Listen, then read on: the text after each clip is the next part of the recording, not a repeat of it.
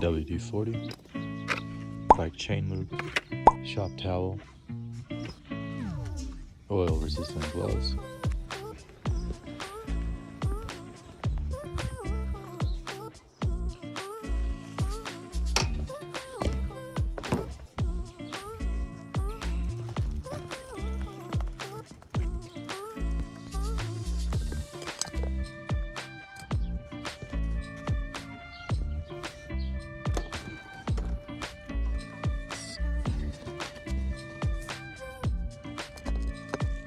Oh man, of course I recorded the entire video without actually pressing record.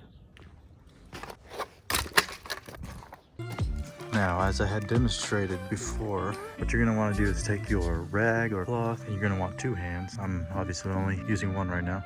So you put it underneath like that, and then you grab your degreaser like WD-40, which works great. This is not the lube. You don't want to use this as lube. Now what you're gonna wanna do is all you do is spray each individual, well, the whole chain with WD-40, but you also wanna spray each individual roller so that all of the dust and dirt just spills out of there. And you basically do that for the entire length of the chain. As you're turning it backwards, you're spraying, mostly focusing on the rollers, but you can also get the outside and such. And then, switch cloths if you need to. Don't let it get stuck in there. With your cassette or your cogs there, you do the same thing. Use gravity. You put some kind of cloth beneath, and then you go ahead and spray. But if you want to clean it better, you just spray in there. Let gravity do its work. Use two hands and your life will be much easier. Try not to get anything on your rims, but it's not that big of a deal. It is just a degreaser. Yes, WD-40 has lubricants in it, but you can wipe your rims down pretty easily. Just use some like isopropyl alcohol or something. And then after you've successfully cleaned your chain with WD-40 and a couple of these shop towels, it doesn't take too many, maybe like 3 of these to clean it if you upkeep your chain pretty well anyway.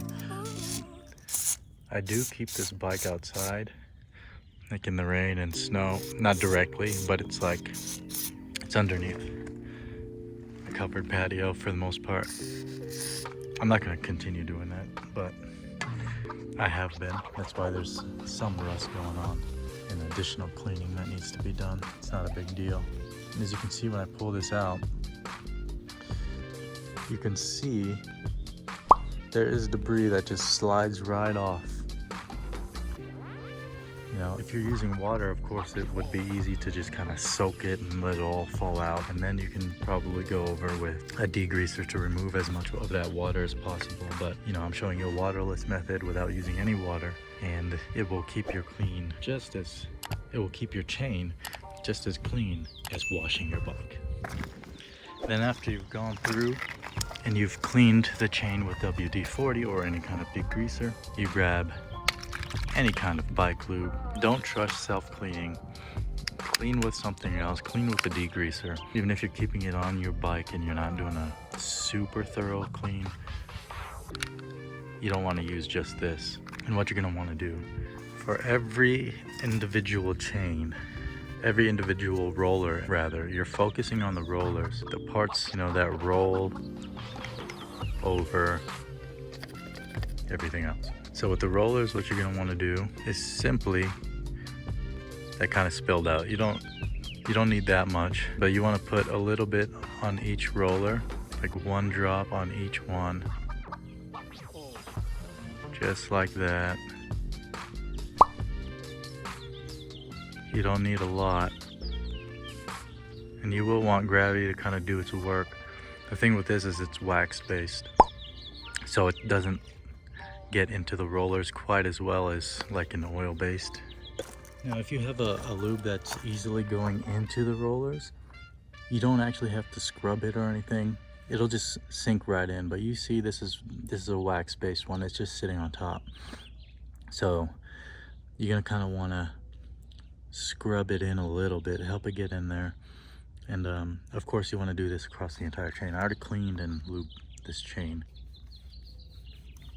You basically use gravity, you're pushing it in, and you also don't want too much excess because you don't want your chain to get easily dirty with all the waxes on there. And it did get in. This thing is not absorbing it. It's kind of just pushing it in and moving the waxes around.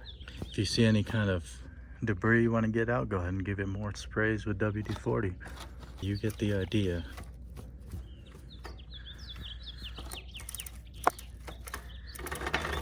Look.